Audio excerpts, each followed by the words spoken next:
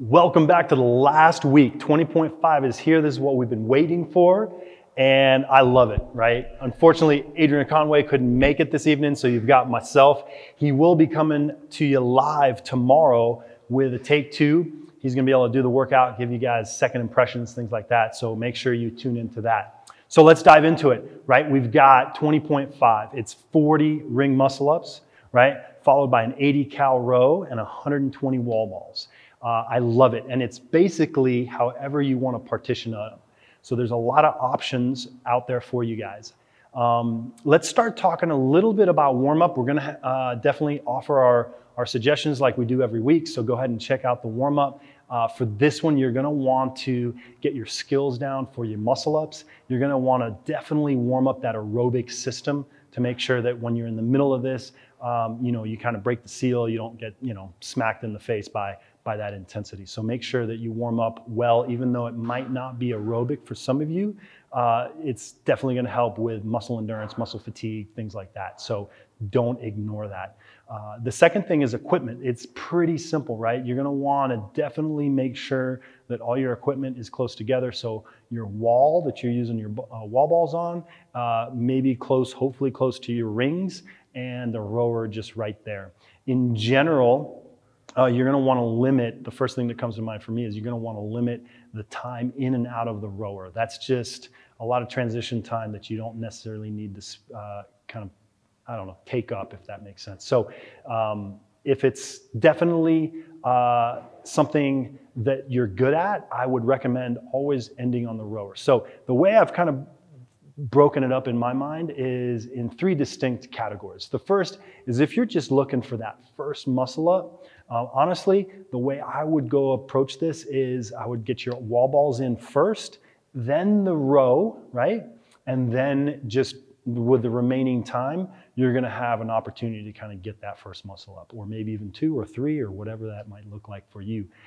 Then I look at the kind of the middle group. So for those of you who have muscle ups, but is gonna be really struggling with, let's say, completing 40 in, say, 10 minutes, then you're gonna wanna look at this as an AMRAP instead of a for time.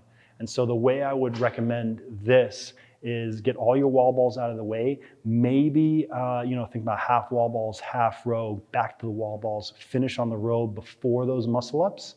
And then you're gonna basically have the remaining time to kind of chip away at those muscle ups. If this is you, start out with a big chunk in the beginning. So it might look like this, maybe 2-3 minute max muscle ups into, a big set, I'd say half wall balls into maybe half the row, then back to the wall balls, finish out with that row, and then the remaining time you have an opportunity to just kind of like stack up and chip away at those muscle ups.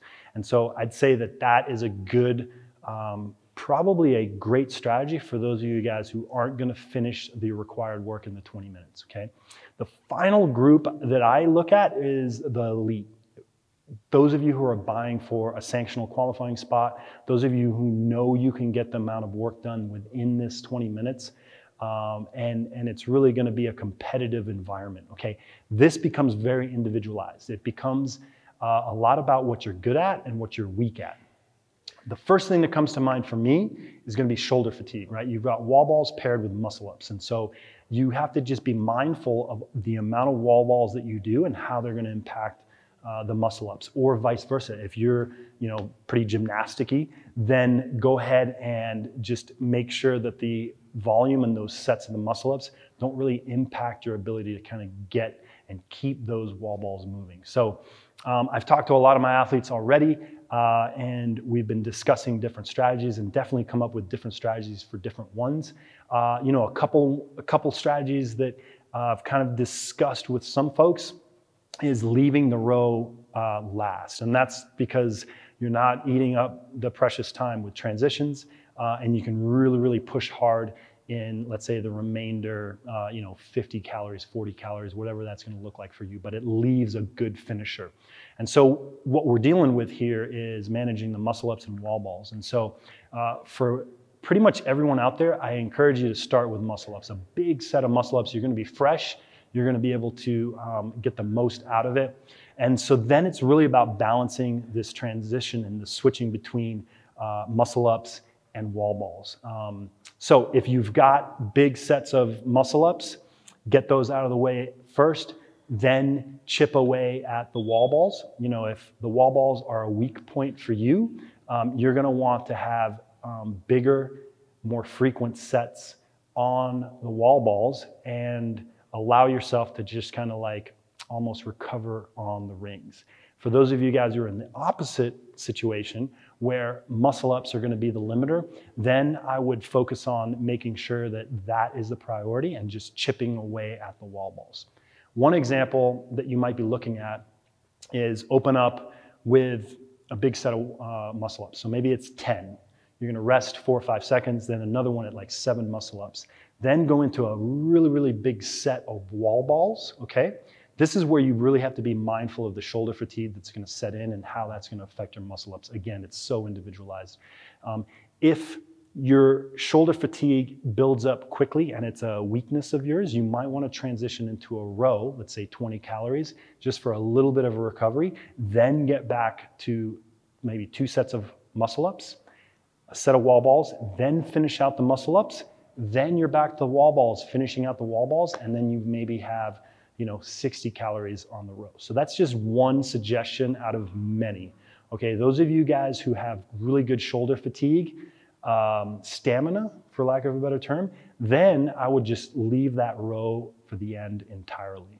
And so really that's kind of what you're playing with. You got to look at, how many muscle ups, can you get in before shoulder fatigue starts affecting the wall balls, and then how many wall balls are you going to be able to get in before those affect your muscle ups. I think if you take this strategy, you're going to be in a really, really good position to essentially get as much out of this workout as possible. Now, here's the trick, is that repeats are going to be huge. So make sure that you take the time to study your film, write down notes right after. Just kind of remember the little nuances through this workout, because that's going to play a huge role in adjusting this strategy for the repeat on Monday. I really only think that this is, repeatable once. It's not, the amount of volume in here, specifically for the muscle ups, is not going to be repeatable, let's say, a Friday, Saturday, or Friday, Sunday, Monday, like 3 times. If you're just looking for your first muscle up, or you're trying to squeeze out as many muscle ups as possible, maybe you'll fall into that category where you could try to repeat this 3 times. But again, that cumulative fatigue, it's going to start adding into just those repeats. So be smart about how you're setting up the first attempt, and think about it as a test run for Monday. That's my biggest advice for you. Cool down, self-care, recovery is going to be huge here, right? Shoulders, scapula, things like that.